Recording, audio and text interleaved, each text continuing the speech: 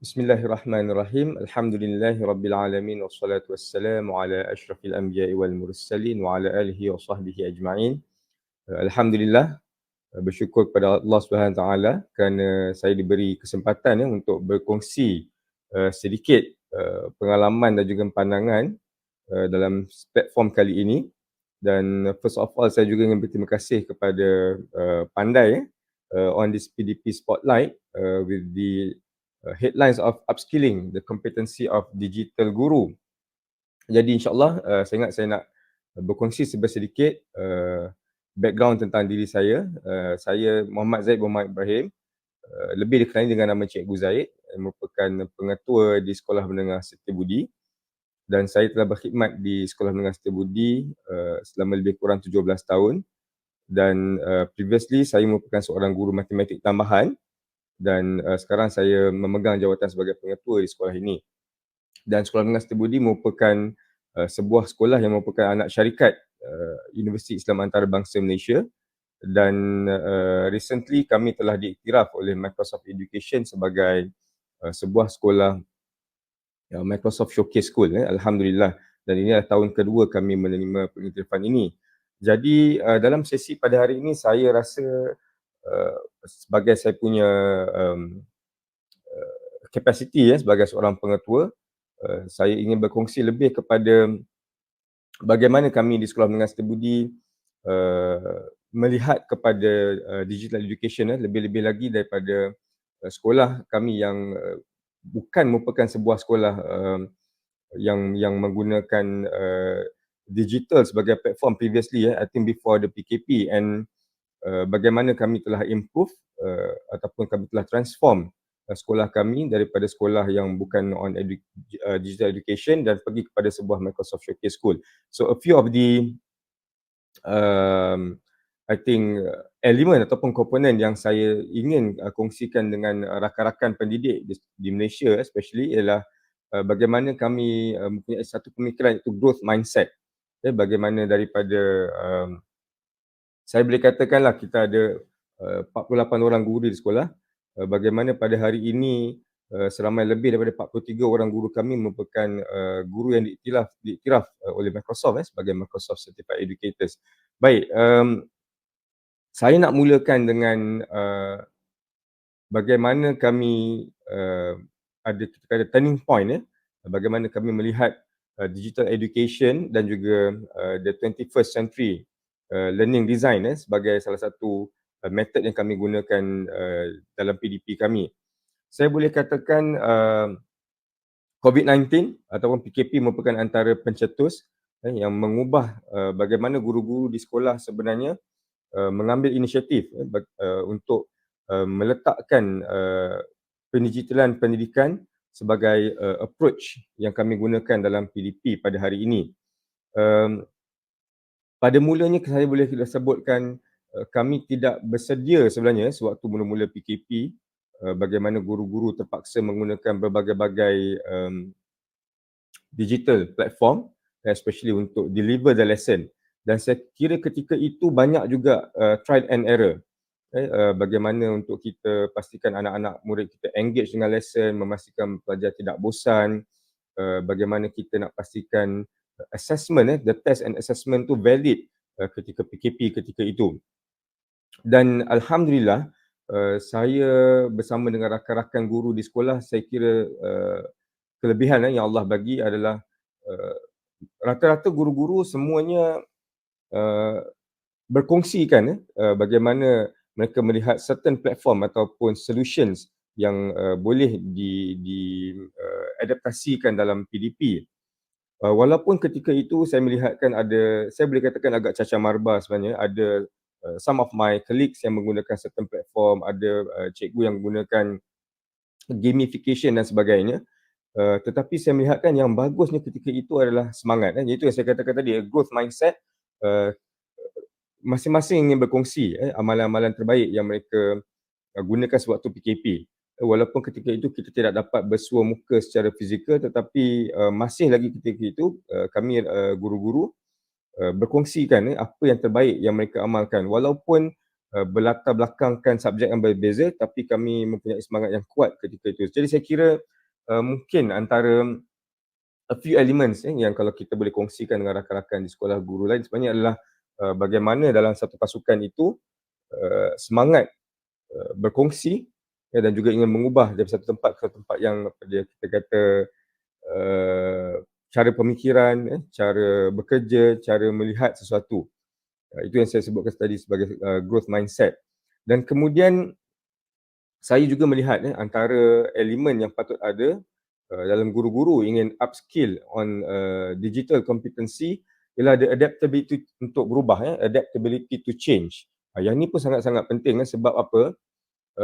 Saya tidak nafikan ada juga di kalangan guru-guru, bukan saja di sekolah saya rasa di banyak juga sekolah yang merasakan perubahan untuk berubah untuk change tu ialah sesuatu antara hindering factor.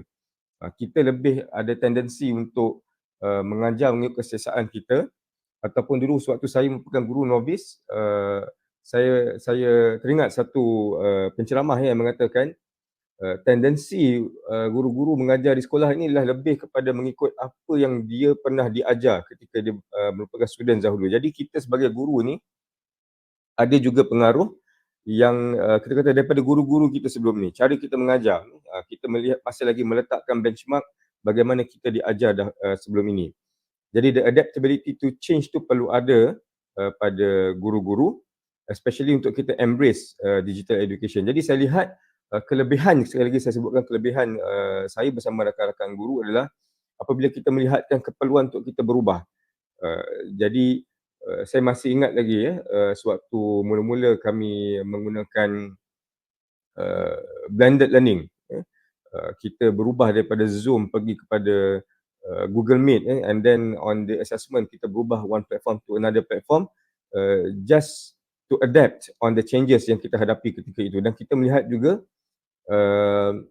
dari satu fasa ke satu fasa itu pelajar-pelajar kami juga berubah juga sebenarnya. Mula-mula mereka pun agak quite new tadi digital environment. Tapi lama-lama kita lihat kita nak pastikan supaya anak-anak murid kita ini engage dengan lesson. Adanya interaktif di situ, jadi itu yang saya sebutkan keperluan ataupun adaptability untuk kita berubah. Dan saya lihat pada hari ini teknologi dan metodologi yang berubah dengan rapid antara faktor juga yang untuk kita patut ada. Semua guru-guru bila bercakap tentang digital education perlu ada sifat adaptability to change, especially untuk with the new environment dan juga landscape pendidikan pada hari ini. Dan saya rasa the adaptability to change ni tak lari jauh dengan embracing challenges. Saya boleh katakan pada hari ini apabila kami mendapat pengiktirafan sebagai Microsoft Showcase School, ada beberapa steps yang kita ambil sebenarnya untuk saya boleh kongsikan. Antaranya adalah untuk menengah atas, untuk pelajar menengah atas upper form, kita menggalakkan pelajar untuk membawa device ke sekolah. Jadi antaranya pelajar kita benarkan untuk membawa handphone, smartphone. Kita juga menggalakkan pelajar-pelajar untuk membawa iPad ataupun tablet. Di sini sebenarnya kalau kita lihat, the idea of having the bring your own device to school ni, pada awalnya kita nampakkan antara one of the digital solution yang menarik yang kita katakan pelajar akan rasa seronok untuk belajar dan engage. Tetapi sebenarnya ada juga beberapa challenges yang kita hadapi, iaitu untuk menguruskan anak-anak kita menggunakan device ni lah antara satu kesukaran sebenarnya.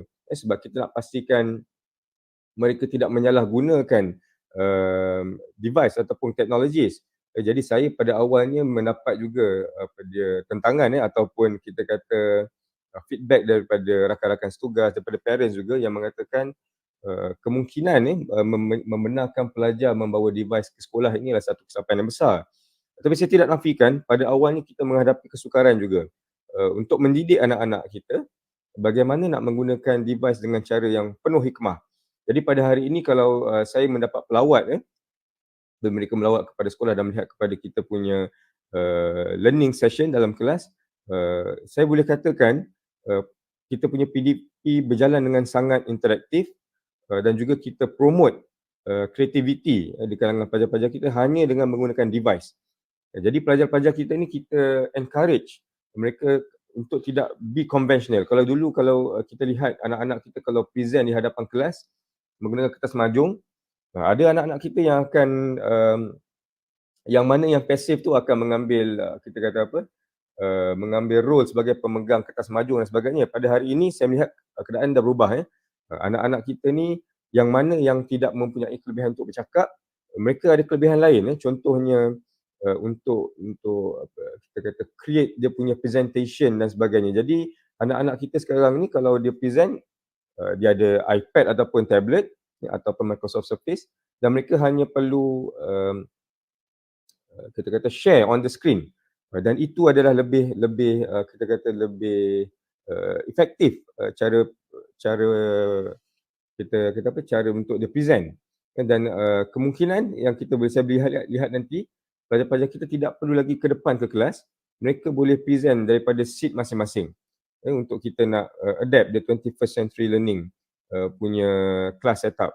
Jadi itu yang saya sebutkan, challenges yang kita dapat pada awalnya nak menguruskan device contohnya kalau sekarang ni saya boleh kongsikan, kami mengambil ekstra tanggungjawab untuk menyimpan phone anak-anak ataupun tablet jadi pagi-pagi anak-anak kita akan hantar ke pejabat dan kita akan simpankan, sekiranya kalau ada mana-mana guru yang ingin menggunakan device, mereka akan turun ke pejabat dan mengambil device untuk anak-anak gunakan. Jadi pada awalnya bila saya kongsikan dengan rakan-rakan guru nampak macam agak renyah nak kena pergi ke bawah, nak simpan, nak cari ruang untuk simpan, tapi sebenarnya itu adalah antara yang challenges yang kita perlu hadapi sebab kami melihatkan the effectiveness dalam menggunakan device dalam kelas tu adalah jauh lebih besar compared to challenges yang kita hadapi.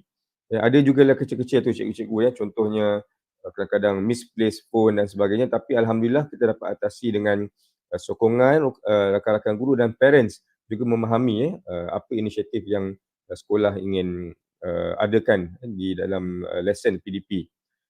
Kemudian saya nak kongsikan juga bagaimana collaboration and sharing untuk makluman cikgu-cikgu especially, sebagai sebuah sekolah Microsoft Showcase School, kami telah memastikan guru-guru kami sebelum ini pada awalnya kita ada 3 orang guru yang merupakan MCE ataupun Microsoft Certified Educator.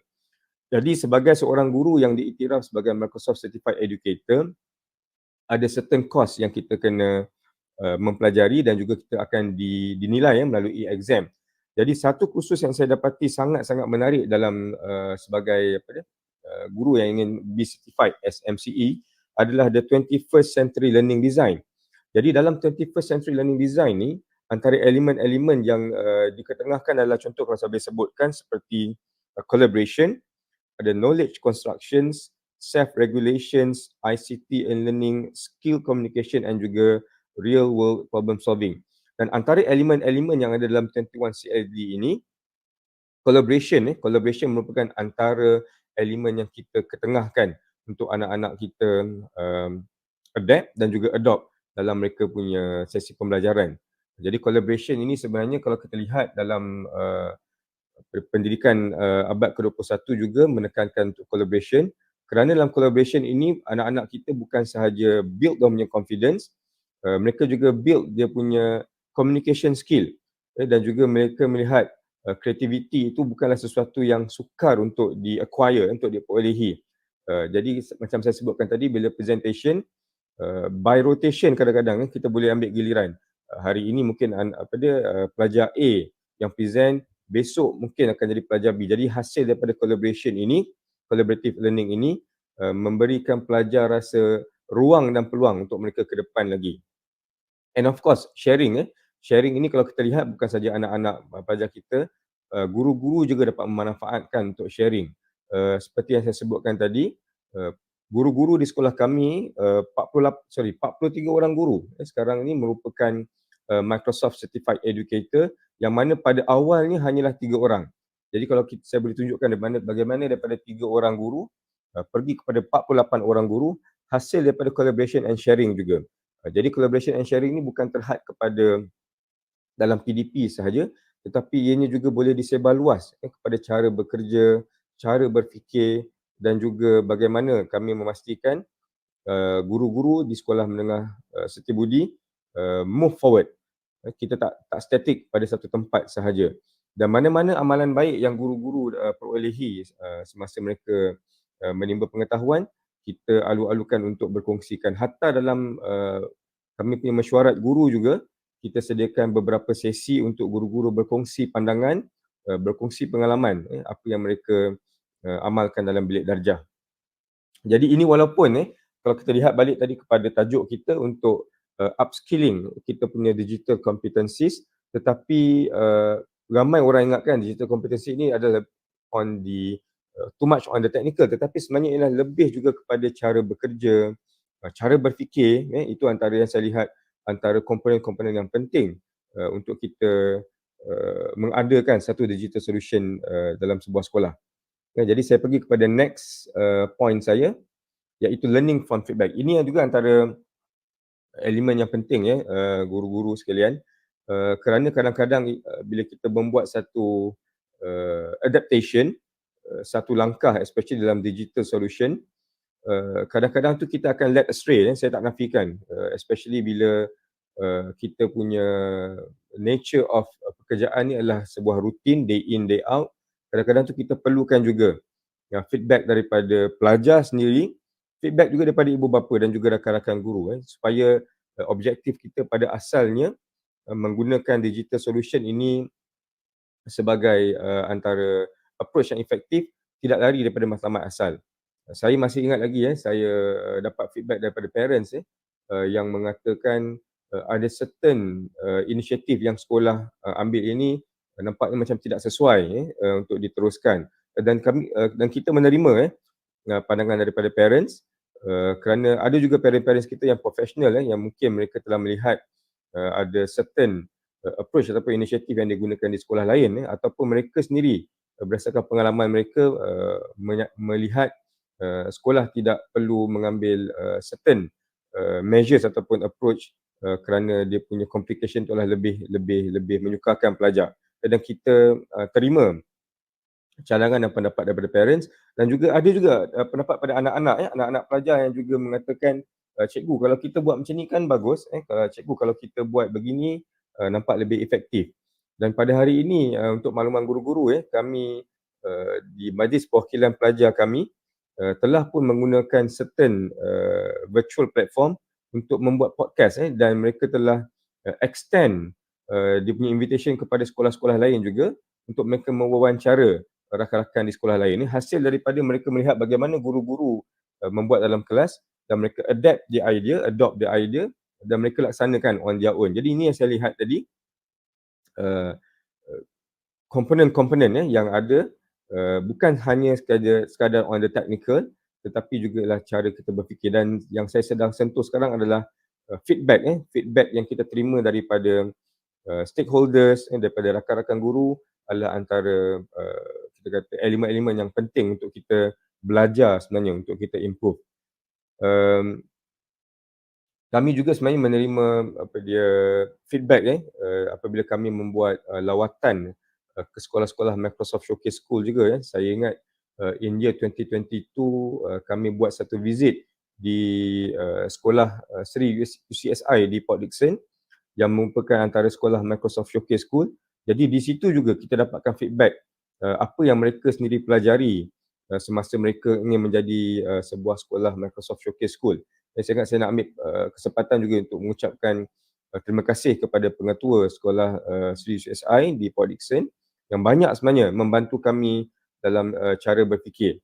And not to forget juga kepada Microsoft Education Malaysia, saya boleh sebutkan juga nama Miss Fairuz yang banyak memberikan kami feedback, tunjuk ajar untuk kami move forward, especially menjadi sebuah sekolah Microsoft Showcase School. And saya ingat this is one of my last slides iaitu to promote a positive learning culture. Saya tidak mengatakan sekolah kami telah melakukan yang terbaik.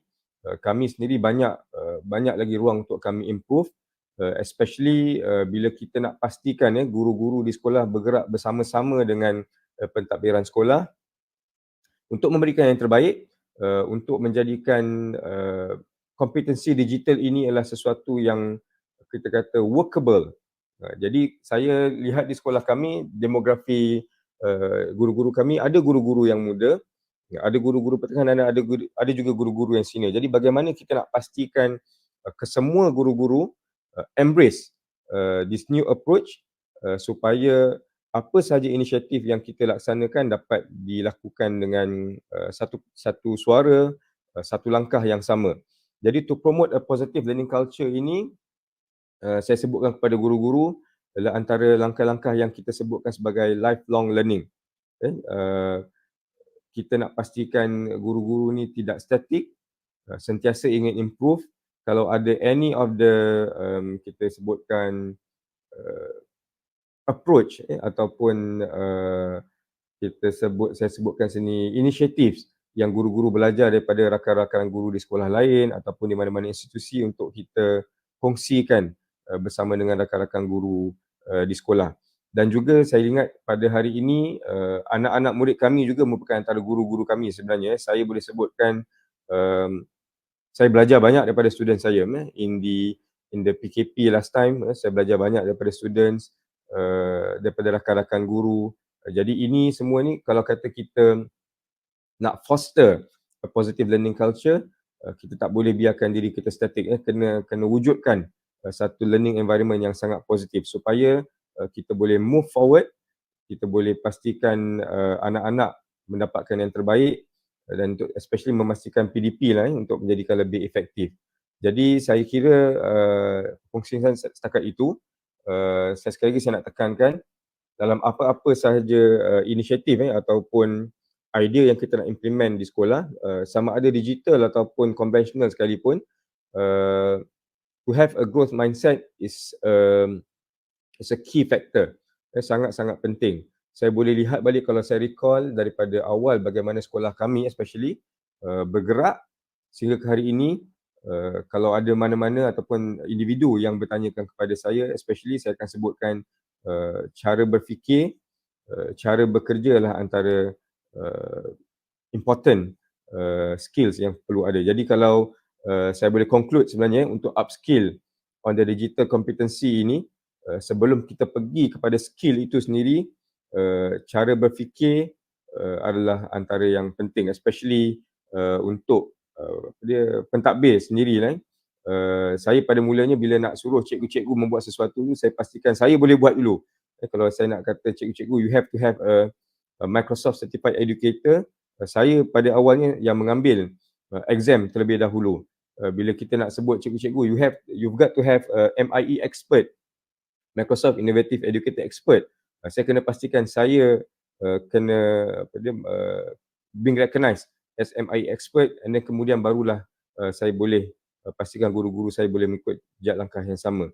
Jadi saya kira itu saja perkongsian daripada saya.